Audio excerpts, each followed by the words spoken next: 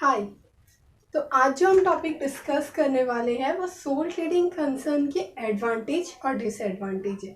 ये बहुत ही ज़्यादा इंटरेस्टिंग टॉपिक है और मैं डेफिनेटली आपको बता रही हूँ, आप बस 5 मिनट ध्यान दो, आपको ये दोनों टॉपिक बहुत इजी वे में समझ में आ जाएगी। आप और ये एग्ज़ाम पॉइंट ऑफ व्यू से भी ये चैप्टर, ये टॉपिक बहुत ज़्यादा इम्पोर्टेंट है और नॉलेज के लिए भी। हाँ, हमें पता चल जाएगा कि सोल ट्रेडिंग कंसर्न के एडवांटेज और डिसएडवांटेज होते क्या है।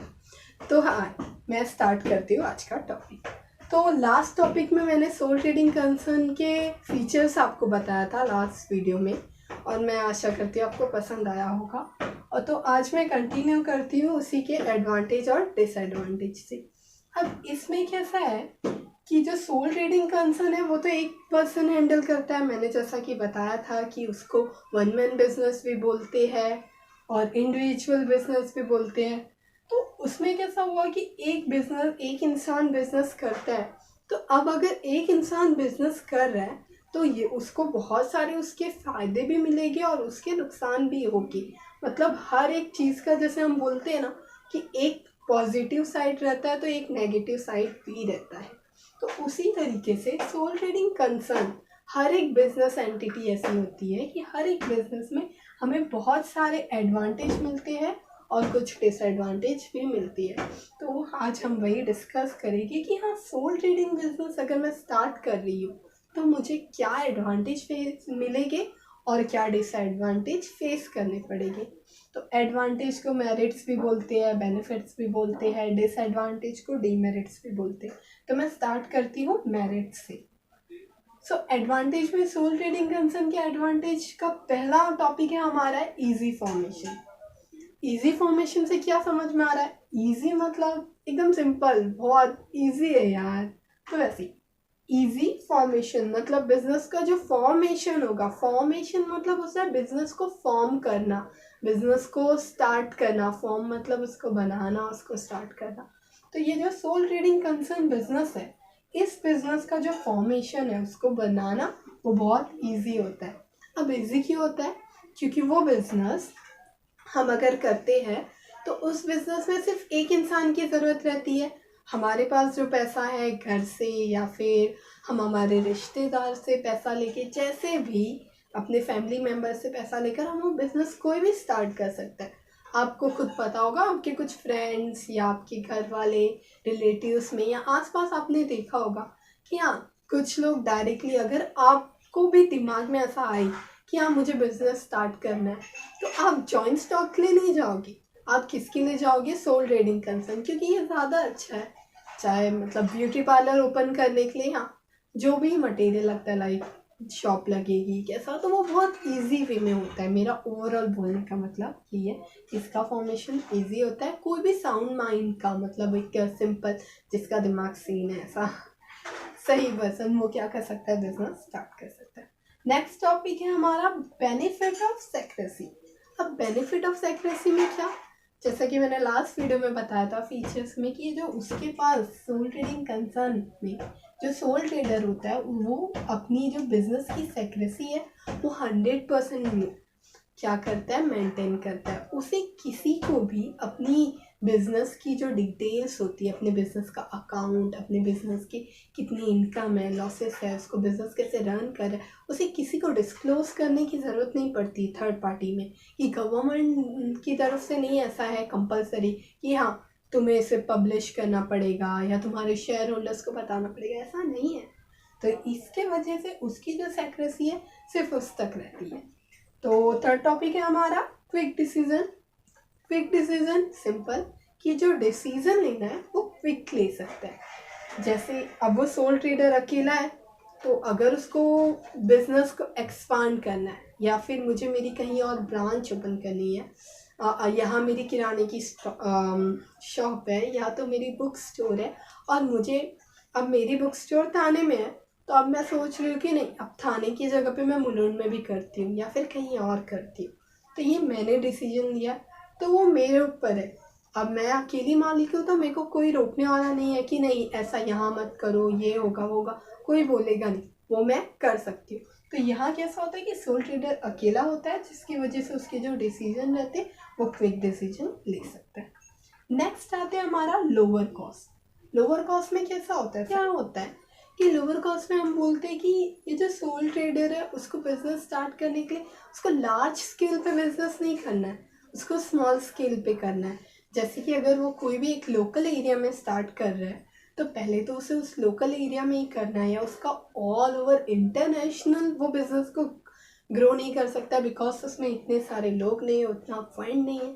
तो जो उसका बिजनेस रहता है वो लोअर कॉस्ट में ही स्टार्ट हो सकता है कि हाँ थोड़ा पैसा यहाँ वहाँ से जहाँ से भी जमा किया और उस पैसे से वो क्या कर देगा, बिजनेस स्टार्ट कर देगा, उसे ज़्यादा अमाउंट की ज़रूरत नहीं पड़ेगी। नेक्स्ट हम आते हैं डेवलपमेंट। अब कैसा है कि जो सोल ट्रेडर है वो तो अकेला इंसान है, वो क्या करेगा अगर उसको, जैसे मैंने स्टार्ट किया है मेरी बुक स्टोर।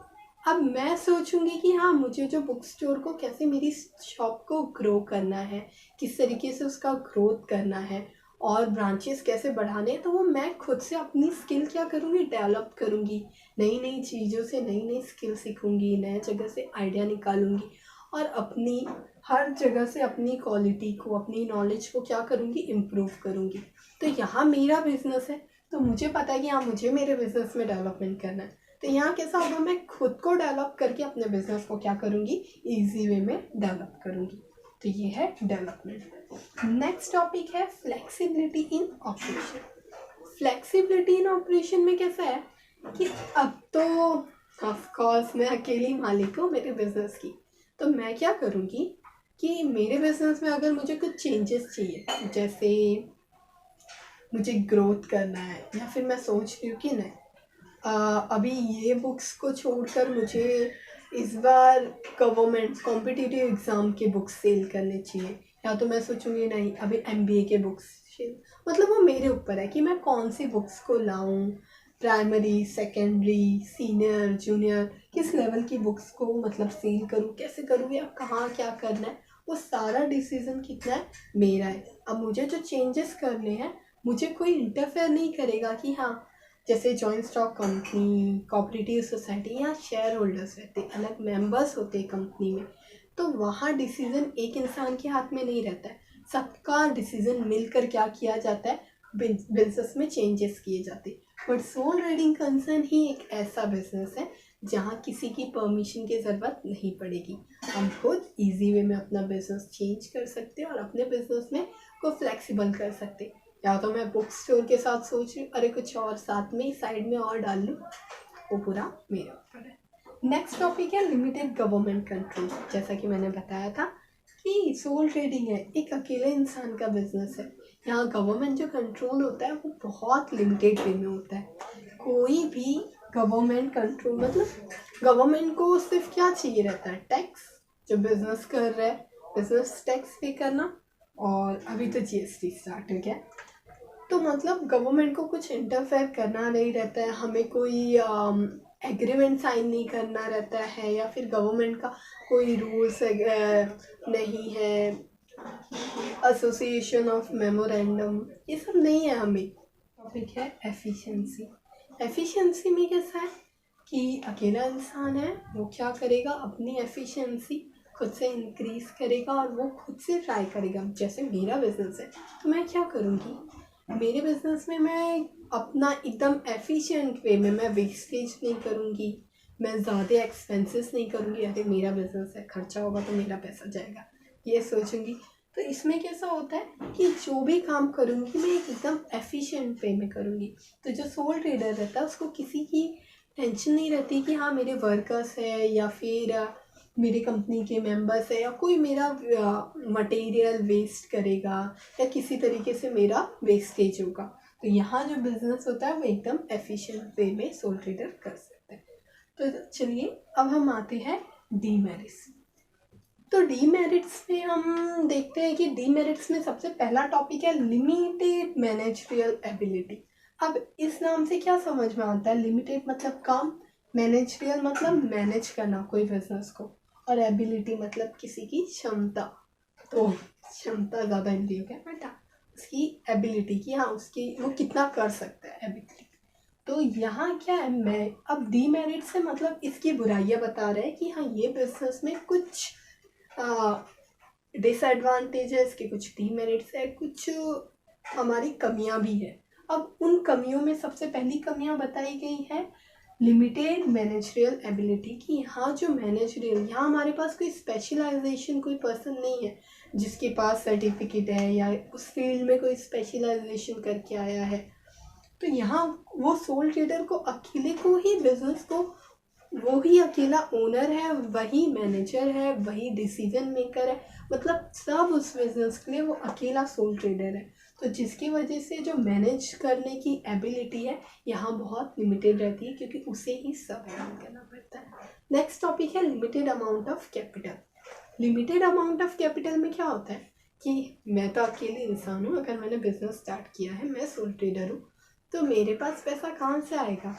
मैं थोड़ी ना शेयर्स इशू कर रही हूँ या मेरा कोई पार्टनर है जो मुझे पैसा देगा, या फिर कोऑपरेटिव सोसाइटी में सोसाइटी मेंबर्स देंगे, ऐसा नहीं है। मैं अकेली हूँ, तो मुझे जो पैसा अमाउंट कलेक्ट करना है मेरा बिजनेस स्टार्ट करने के लिए, वो भी मेरे फैमिली मेम्बर्स को बोलकर या फिर जैसे भी मेरे पास मेरी जो सेविंग्स रखी है उस अमाउंट से ही मुझे क्या करना है, मेरा बिजनेस स्टार्ट करना है। तो जिसकी वजह से यहाँ जो अमाउंट ऑफ कैपिटल रहता है वो बहुत लिमिटेड रहता है। अनलिमिटेड लायबिलिटी, जैसा कि हमारे पास अमाउंट तो कम है, लेकिन अगर मैंने कोई बिजनेस स्टार्ट कर दिया है तो बिजनेस स्टार्ट करने पे बाई चांस कभी प्रॉफिट होता है और कभी कभी लॉस भी होता है। बिजनेस है तो प्रॉफिट लॉस होता रहता है। तो अगर लॉस हो गया तो अब वो क्या करना है, लॉस कोई और बेयर नहीं करेगा, उसे अकेले को मुझे बेयर करना है।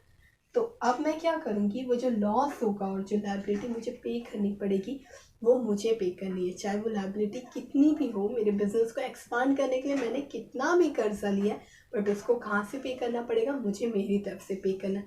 चाहे वो बिजनेस के एसेट्स को सेल करके बेचना पड़े या फिर मुझे मेरे घर के एसेट्स को बेचना पड़े, बट मुझे वो सारी लायबिलिटी खुद से पे करनी पड़ेगी। Topic not suitable for large scale business. अब इसमें कैसा है कि जो सोल ट्रेडिंग कंसर्न होता है ये स्मॉल स्केल पे होता है।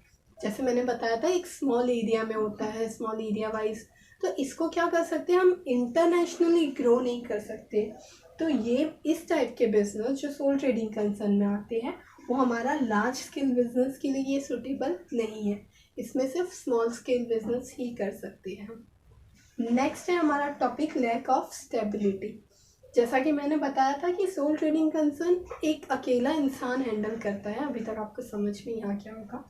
तो वो अकेला इंसान अभी अगर वो हैंडल कर रहा है, तो अगर उस अकेले इंसान के साथ कुछ अनसर्टेन इवेंट्स होते हैं, अनसर्टेन इवेंट्स में डेथ होती है या फिर वो बैंकक्रप्ट होता है या फिर उसका मेंटली इंसेन होता है, कोई भी प्रॉब्लम उसको होती है, तो उस टाइम पे उसका बिजनेस क्या हो जाएगा, वहीं बंद हो जाएगा। तो उसका बिजनेस, इसकी वजह से इसमें जो स्टेबिलिटी रहती है वो क्या रहती है, लैक ऑफ स्टेबिलिटी रहती है। नेक्स्ट टॉपिक है हमारा अब्सेंस ऑफ स्पेशलाइजेशन। यहाँ क्या होता है कि अकेले इंसान को ही बिजनेस को कंट्रोल करना है, मैनेज करना है, बिजनेस को रन करना है। सारे बिजनेस की जो एक्टिविटीज़ है उसे कौन हैंडल करेगा, वो अकेला सोल ट्रेडर हैंडल करेगा। तो जब वो अकेले सोल ट्रेडर को सब हैंडल करना पड़ता है तो उस टाइम पे क्या होता है कि उसके पास सब फील्ड में वो स्पेशलाइज नहीं हो सकता है, उसके पास सब स्किल के लिए स्पेशलाइजेशन नहीं रह सकती है। तो इसमें क्या हो रहा है कि हर फील्ड के लिए, हर एक डिपार्टमेंट के लिए हमने किसी एक्सपर्ट को नहीं बुलाया है। तो यहाँ क्या हो रहा है कि एब्सेंस ऑफ स्पेशलाइजेशन इस बिजनेस में रहता है। नेक्स्ट एंड लास्ट टॉपिक है हमारा अनप्रोफेशनल डिसीजन।